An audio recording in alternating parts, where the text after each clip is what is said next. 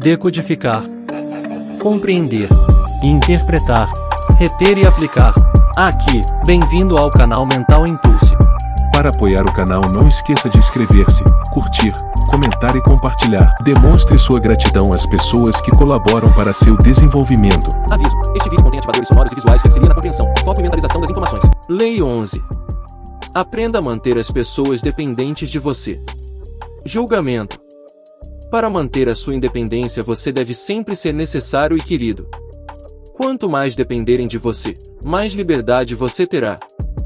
Faça com que as pessoas dependam de você para serem felizes e prósperas, e você não terá nada o que temer. Não lhes ensine o bastante a ponto de poderem se virar sem você. A lei transgredida. Certa vez, na Idade Média, um soldado mercenário, um condottiere, cujo nome não ficou registrado, salvou a cidade de Siena de um agressor estrangeiro. Como os bons cidadãos de Siena iriam recompensá-lo? Não há dinheiro ou homenagens que paguem a liberdade.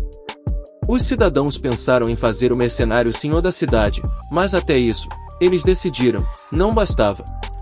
Finalmente, um deles tomou a palavra na assembleia reunida para debater a questão e disse: "Vamos matá-lo, e depois o adoramos como nosso santo patrono."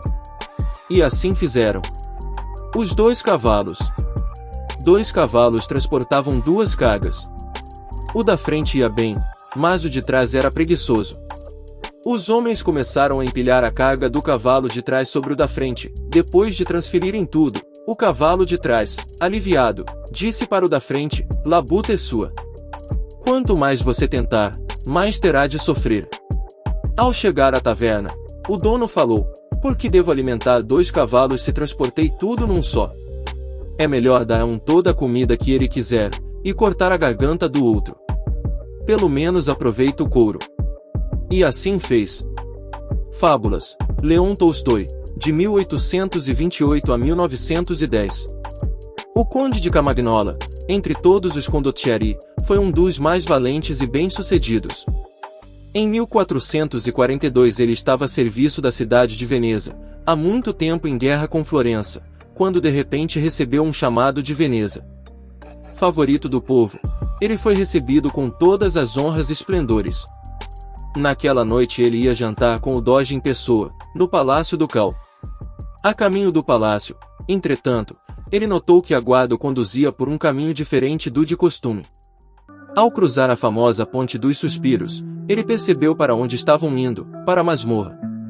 Ele foi condenado sob uma acusação falsa e no dia seguinte, na Praça São Marco, diante de uma multidão horrorizada que não conseguia entender como seu destino havia mudado tão radicalmente, ele foi degolado. Interpretação. Muitos grandes condottieri do Renascimento na Itália sofreram o mesmo destino do santo patrono de Siena e do conde de Carmagnola. Venceram várias batalhas seguidas para seus patrões para se verem no final banidos, presos ou executados. O problema não era a ingratidão, é que havia muitos outros condottieri tão capazes e valentes quanto eles. Eles eram substituíveis. Nada se perdia matando-os. Enquanto isso, os mais velhos já estavam cheios de poder, cobrando cada vez mais caro por seus serviços. Era muito melhor, portanto, acabar com eles e contratar um mercenário mais jovem e mais barato. Esse foi o destino do conde de Carmagnola, que estava começando a se mostrar petulante e independente.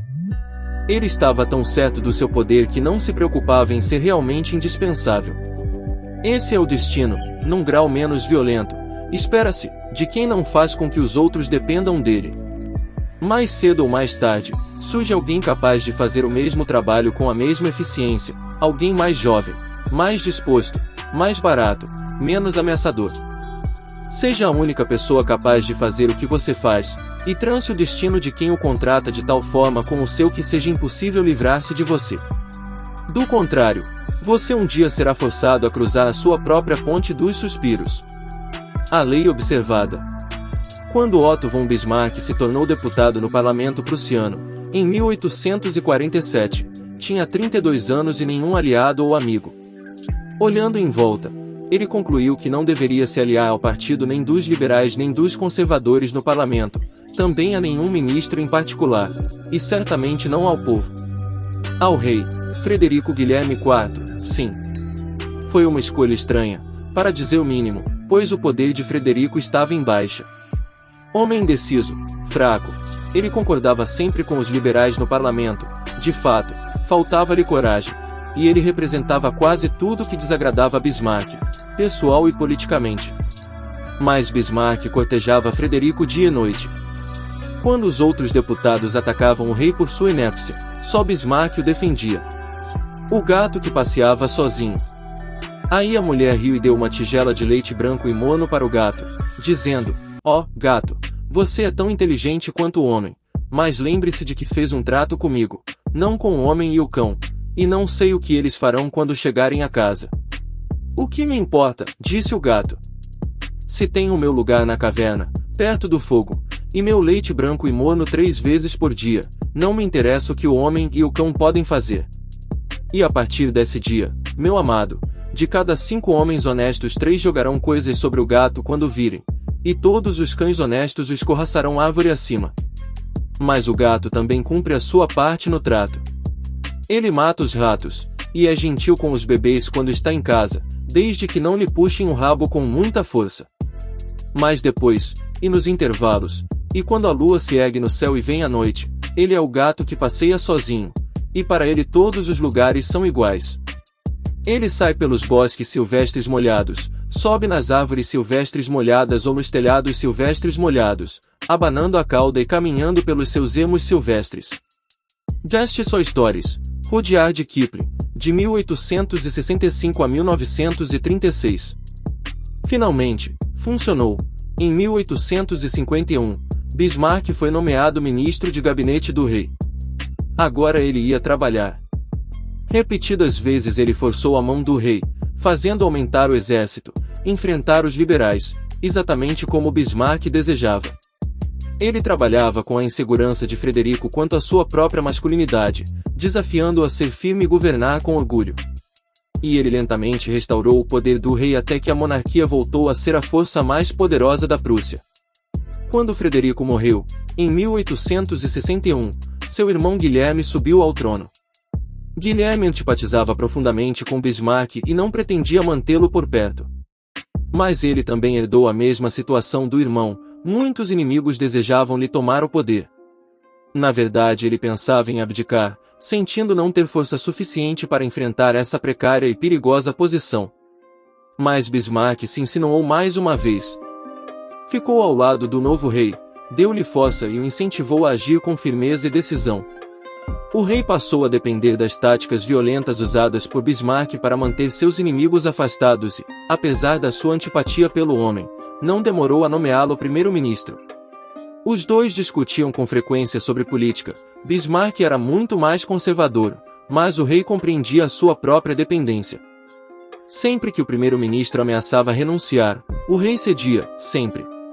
E era, de fato, Bismarck quem definia a política de Estado. Anos mais tarde, os atos de Bismarck como primeiro-ministro da Prússia levaram vários estados alemães a se unir, formando um só país. Agora Bismarck conseguiu convencer o rei a se deixar coroar imperador da Alemanha. Mas era Bismarck, realmente, quem tinha alcançado o ápice do poder. Como braço direito do imperador, como chanceler imperial e cavaleiro armado, ele movia todas as alavancas. Interpretação. A maioria dos jovens e ambiciosos políticos, visando a paisagem política da Alemanha da década de 1840, teria tentado construir uma base de poder entre aqueles mais poderosos. Bismarck viu as coisas de outra forma. Unir forças com os poderosos pode ser tolice, eles o engolirão, como o Doge de Veneza engoliu o Conde de Carmagnola. Ninguém vai depender de você se já for suficientemente forte. Se você é ambicioso, é muito mais sensato procurar governantes ou mestres fracos com quem poderá criar uma relação de dependência. Você se torna a força deles, a sua inteligência, o seu suporte. Quanto poder você tem? Se eles se livrarem de você, todo o edifício vem abaixo. A necessidade governa o mundo. As pessoas raramente agem se não forem forçadas a isso. Se você não se faz necessário, será eliminado na primeira oportunidade. Se, por outro lado, você compreender as leis do poder e fizer com que os outros dependam de você para o bem-estar deles, se você puder contrapor a fraqueza deles com o seu próprio ferro e sangue, na frase de Bismarck, então você sobreviverá aos seus senhores como fez Bismarck. Você ficará só com os benefícios do poder, sem os seus espinhos. O olmo e a trepadeira. Uma jovem e extravagante trepadeira, futilmente ambicionando independência e gostando de se espalhar à vontade, desprezou a aliança de um homo imponente que crescia ali por perto e namorava seus abraços. Tendo crescido até uma certa altura sem nada para sustentá-la, ela lançou seus ramos delgados a uma distância muito incomum e excessiva, chamando o vizinho para ver como não precisava da sua ajuda. Pobre arbusto pretensioso, respondeu o olmo, como é incoerente a sua conduta. Se você fosse mesmo independente, usaria a sua seiva para engrossar o seu caule, que desperdiça em vão uma folhagem inútil.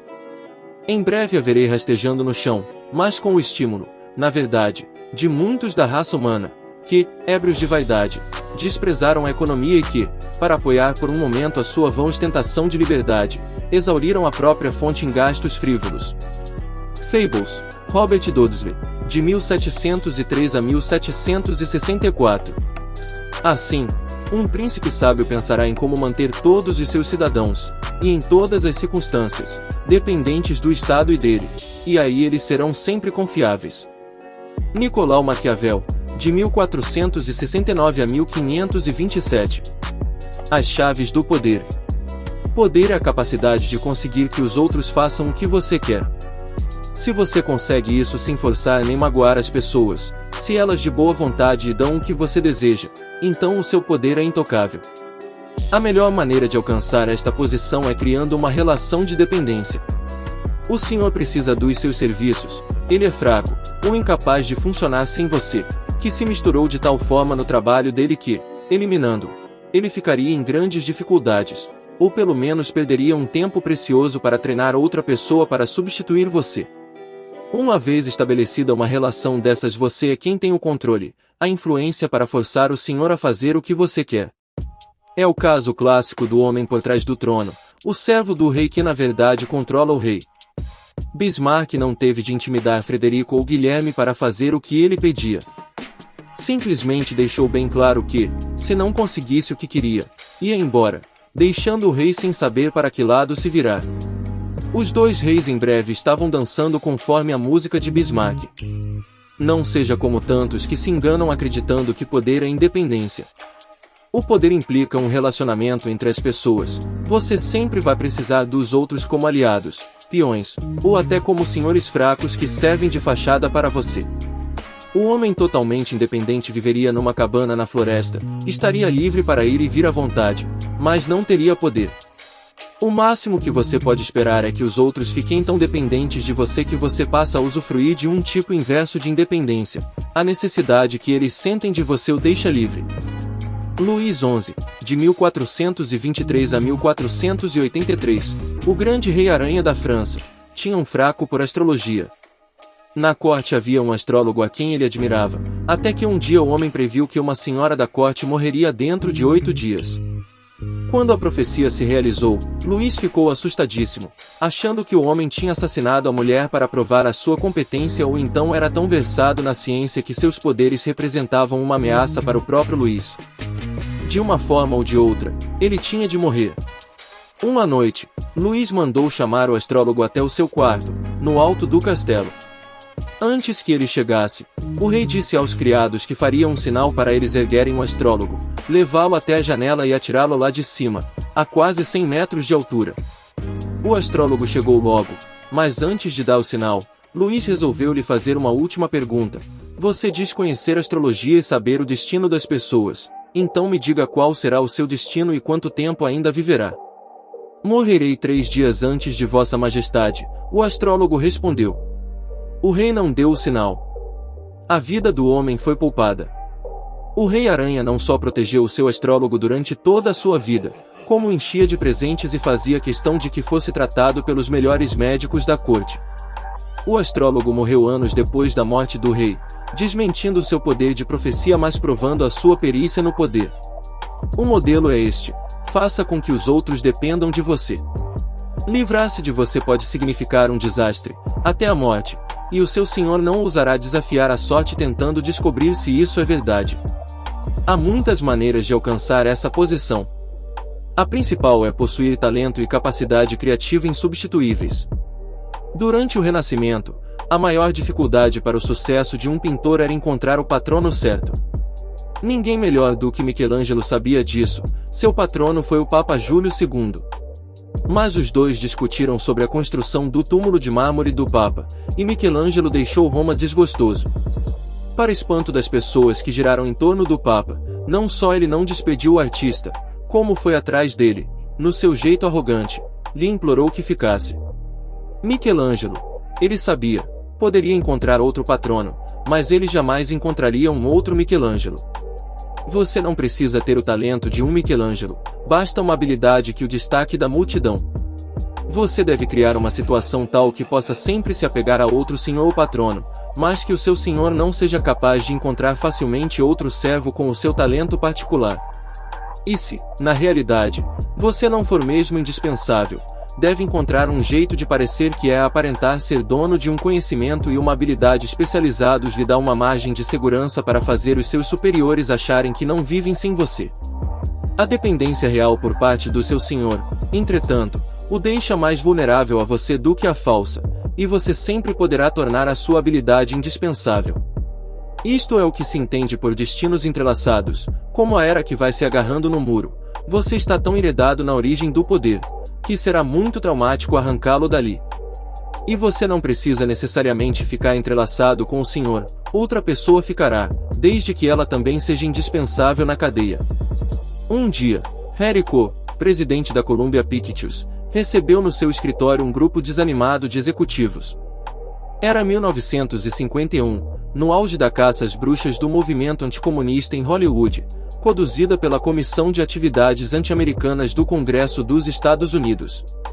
Os executivos traziam mais notícias. Um dos funcionários, o roteirista John Howard Lawson, tinha sido apontado como comunista. Tinham de se livrar dele imediatamente ou incorrer na ira da comissão.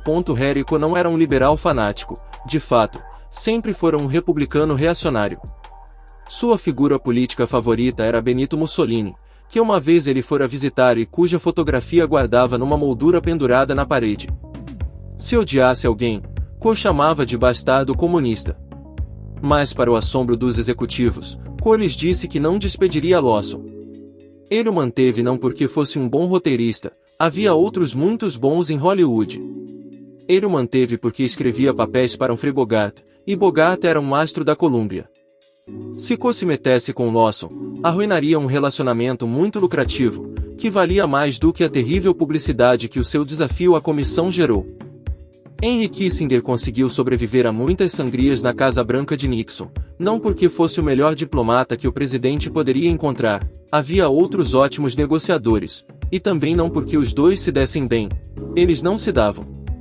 Nem compartilhavam das mesmas crenças e políticas. Kissinger sobreviveu porque estava arraigado em tantas áreas da estrutura política que o seu afastamento representava o caos. O poder de Michelangelo era concentrado, dependia de uma só habilidade, a sua habilidade de artista, o de Kissinger era abrangente. Ele se envolveu em tantos aspectos e departamentos da administração que esse envolvimento se tornou um trunfo na sua mão. Também lhe conquistou muitos aliados. Se você conseguir uma posição como essa, vai ser perigoso se livrar de você, surgirão vários tipos de interdependências.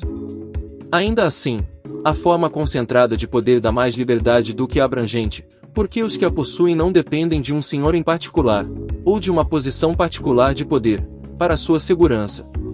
Para fazer com que os outros dependam de você, um caminho a tomar é a tática do serviço secreto. Sabendo o segredo das outras pessoas, guardando informações que elas não gostariam de ver divulgadas, o seu destino fica selado ao delas. Você fica intocável. Os ministros da polícia secreta mantiveram esta posição por séculos, eles podem fazer ou derrubar um rei, ou, como no caso de J. Edgar Hoover, um presidente. Mas o papel é tão cheio de inseguranças e paranoias que o poder que ele confere quase se anula. Você não descansa. E de que serve o poder se não lhe dá tranquilidade? Um último aviso, não pense que o seu senhor, porque depende de você, vai amá-lo. De fato, ele pode se ressentir e ter medo de você. Mas, como disse Maquiavel, é melhor ser temido do que amado. O medo você pode controlar, o amor, não. Depender de sentimentos tão sutis e inconstantes como amor ou amizade só deixa você inseguro. É melhor que os outros dependam de você por temer as consequências de perdê-lo do que por gostar da sua companhia. Imagem: trepadeira com muitos espinhos. Embaixo, as raízes se espalham profundas. Por cima, a trepadeira se emaranha nos arbustos, se enrosca nas árvores, postes e beirais de janela. Livrar-se dela dá tanto trabalho, que é mais fácil deixá-la subir. Autoridade: faça as pessoas dependerem de você. Ganhasse mais com essa dependência do que cortejando-as. Quem já saciou a sua sede, dá logo as costas para a fonte, não precisando mais dela. Não havendo dependência, desaparece também a civilidade e a decência, e depois o respeito. A primeira coisa que se aprende com a experiência é manter viva a esperança, porém nunca satisfeito, manter até um patrono real sempre precisando de você. Baltasar Gracian, de 1601 a 1658. O inverso. O lado negativo de fazer os outros dependerem de você é que você, de certa forma, fica dependente deles. Mas não aceitar isso significa livrar-se dos seus superiores, ficar sozinho, sem depender de ninguém. Esse é o impulso monopolista de um J.P. Morgan ou de um John D. Rockefeller: eliminar toda a concorrência, ficar no controle total. Se você pode encurralar o mercado, melhor. Toda independência tem o seu preço. Você é forçado a se isolar. Os monopólios com frequência se voltam para dentro e se destroem pela pressão interna. Eles também despertam fortes ressentimentos, fazendo os inimigos se unirem contra eles. O impulso para o controle total é muitas vezes pernicioso e inútil. A interdependência é a regra, a independência é uma rara e quase sempre fatal exceção. É preferível se colocar numa posição de dependência mútua, portanto, e seguir esta regra do que procurar o inverso. Você não sofrerá a insuportável pressão de estar no topo, e o senhor acima de você é que será o seu escravo, pois ele é quem vai depender de você. Essa é apenas uma lei, das 48 leis do poder. Para ver as outras 47, acesse nossa playlist, As 48 Leis do Poder, Robert Greene, para sua evolução mental. Para apoiar o canal, não esqueça de inscrever-se, curtir, comentar e compartilhar. Demonstre sua gratidão às pessoas que colaboram para seu desenvolvimento.